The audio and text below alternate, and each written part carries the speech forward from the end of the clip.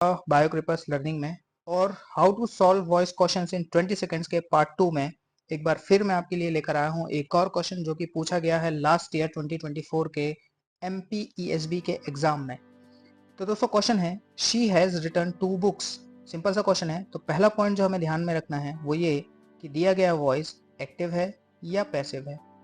तो चूंकि subject she है, इसके बाद ऑब्जेक्ट भी दिया है, हैज हेल्प के साथ वर्ब की थर्ड फॉर्म दी हुई है, इसका मतलब दिया गया वॉइस एक्टिव है और हमें देखना है कि इसका पैसिव वॉइस क्या होगा।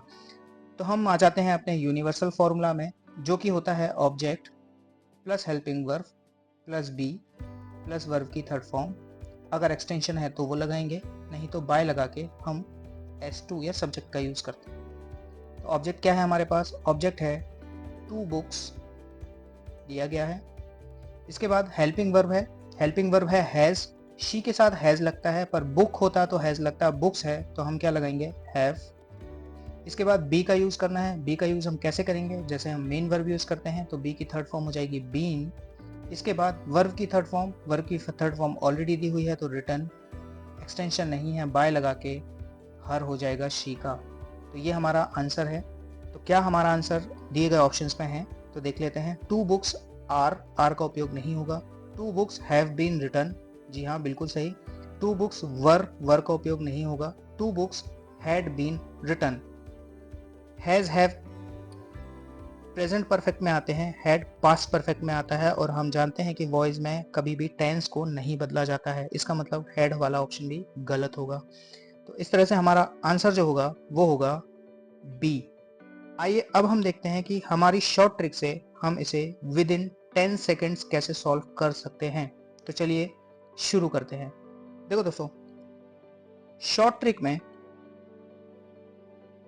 हमें सिर्फ और सिर्फ ये देखना है कि टेंस कौन सा है।